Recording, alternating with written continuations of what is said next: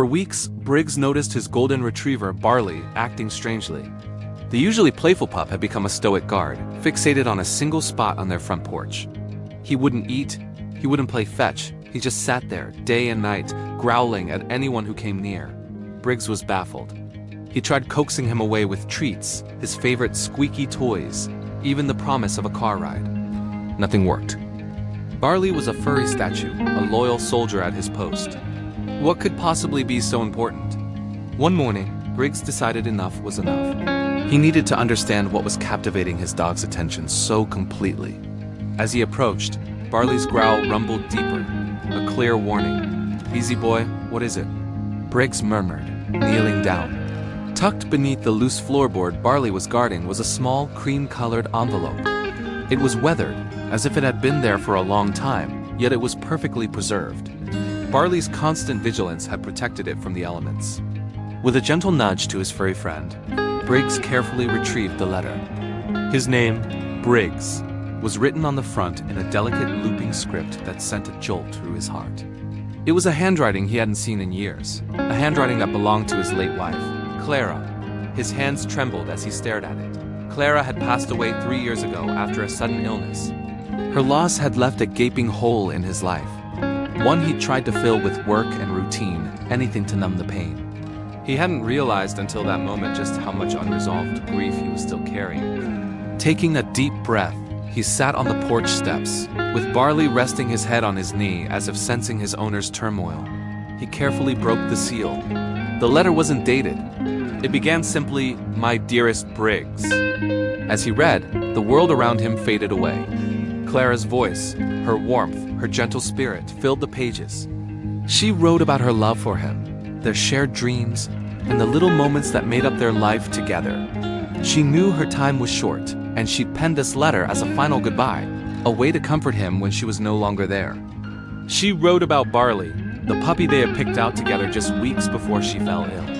"I know you'll take the best care of our boy," she wrote. "Please let him take care of you too. Let him remind you of the love we shared, of the joy that still exists in the world. Don't close your heart, my love. Live fully for both of us." She had planned a scavenger hunt for him. A series of clues hidden in their favorite spots around town, each one leading to a memory they had created together. This letter was the first step. She wanted him to rediscover the joy in his life, not to drown in his sorrow. Suddenly, it all made sense. Briggs remembered Clara mentioning she had a surprise for him, something she was working on just before she was hospitalized. In the haze of grief, he had completely forgotten. He had been so lost in his pain that he'd become a ghost in his own life. Clara, in her infinite wisdom and love, had foreseen this. And Barley Barley had known all along. The loyal dog wasn't just guarding a piece of paper. He was guarding Clara's final wish. He was protecting the key to Briggs' healing. Tears streamed down Briggs' face as he clutched the letter to his chest.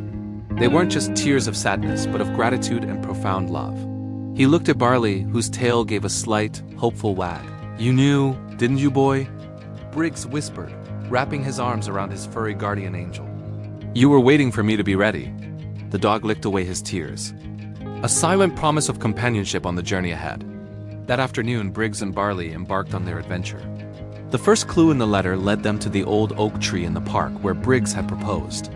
Tucked into a hollow in the trunk was a small, waterproof box. Inside was a faded photograph of them on that very day, beaming with happiness, and the next clue.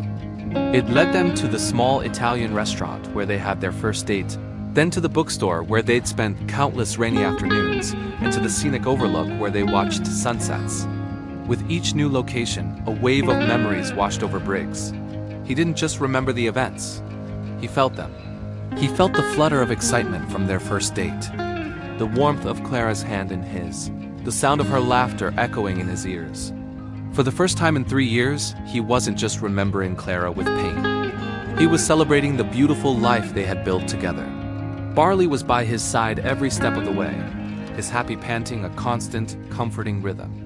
The dog seemed to understand the importance of their mission, eagerly sniffing out the hidden clues. The final clue led them back home, to the small garden Clara had lovingly tended in their backyard. The instructions pointed to a specific rose bush, her favorite, a vibrant crimson variety she'd named Clara's Heart. Buried beneath it was a small wooden chest. Inside, nestled on a bed of velvet, was a silver locket. Briggs opened it. On one side was a tiny picture of Clara, her smile as radiant as he remembered. On the other side was an inscription, "My love is always with you. Now go live." Holding the locket, Briggs felt a sense of peace settle over him, a peace he thought he'd never feel again. Clara's letter and her thoughtful scavenger hunt hadn't erased his grief, but they had transformed it. They had reminded him that love doesn't die. It simply changes form. It lives on in memories, in a loyal dog's devotion, and in the strength to keep living. He looked at the setting sun, its golden rays washing over the garden, and for the first time in a long time, he felt hope. He had a future to live. Not just for himself, but for Clara too. He clipped the locket onto Barley's collar. "She's with us both now, boy," he said, his voice thick with emotion. Barley nudged his hand and gave a soft bark, as if to say, "I know, and I'm right here with you." The painful memory had finally found its resolution, not in forgetting, but in remembering with love.